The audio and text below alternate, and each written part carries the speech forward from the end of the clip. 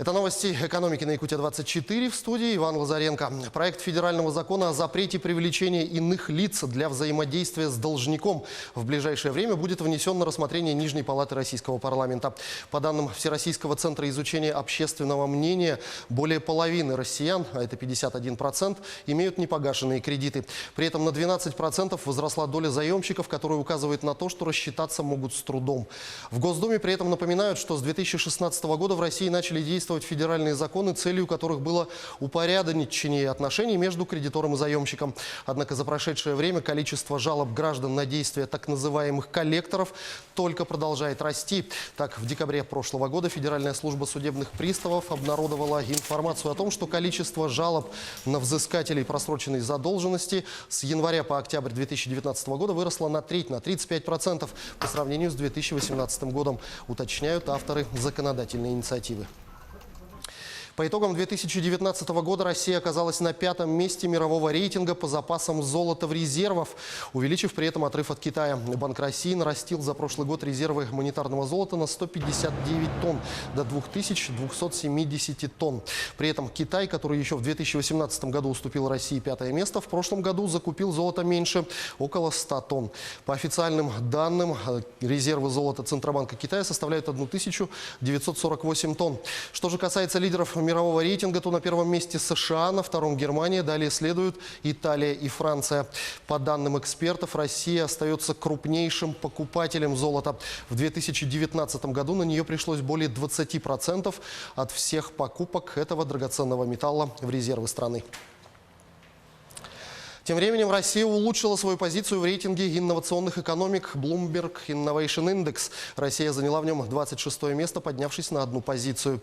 Лидером рейтинга стала Германия, обогнав Южную Корею, которая на протяжении предыдущих 6 лет занимала в нем первую строчку. Третью строчку занял Сингапур. В прошлом году азиатский город-государство был лишь на 6-м месте. США утратили одну позицию и переместились на 9-ю строчку инновационного рейтинга. Ежегодный инновационный рейтинг агентства Bloomberg выходит в этом году в 8-й раз. В исследовании эксперты анализируют страны, в том числе с точки зрения расходов на исследования и разработки, производственные мощности и количество высокотехнологичных публичных компаний в каждой.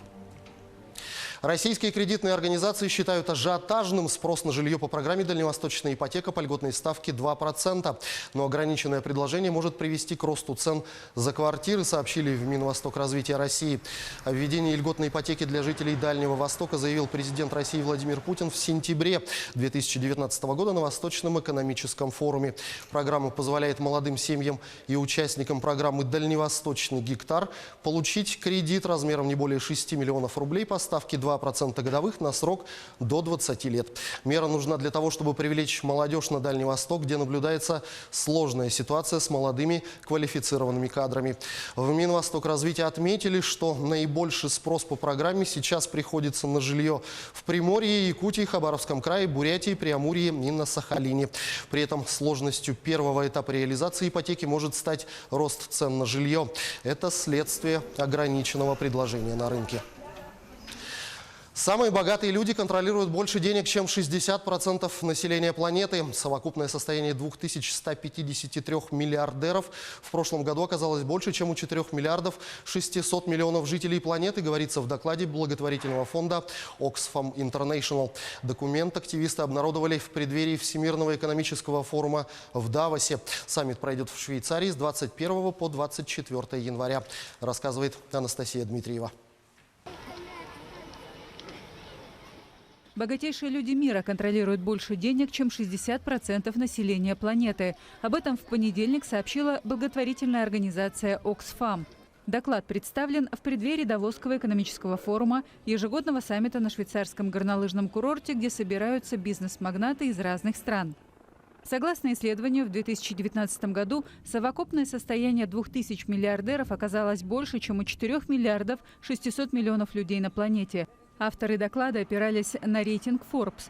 Также они посчитали, что неоплачиваемый женский и детский труд приносит мировой экономике более 10 триллионов 800 миллиардов долларов в год. В 3 раза больше, чем индустрия высоких технологий. Генеральный директор Oxfam Индия в интервью агентству Рейтер привел в пример женщину по имени Буча Деви из Индии, которая работает по 17 часов в день, чтобы прокормить семью. С одной стороны, вы видите миллиардеров, которые собираются в Давосе на личных самолетах и ведут роскошный образ жизни. И с другой стороны, таких как Буча Деви. И она такая не одна. В Индии я встречаю подобных женщин ежедневно. Та же ситуация наблюдается во всем мире. Мы должны изменить это и, конечно же, положить конец этому миллиардерскому буму. Бихар призывает правительство ввести прогрессивную ставку налога на доходы состоятельных людей и направить эти средства нуждающимся. Разрыв между богатыми и бедными только на прошлой неделе вызвал несколько протестов по всему миру.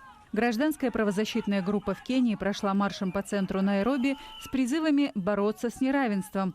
Во Франции продолжаются забастовки против планов президента Эммануэля Макрона реформировать пенсионную систему.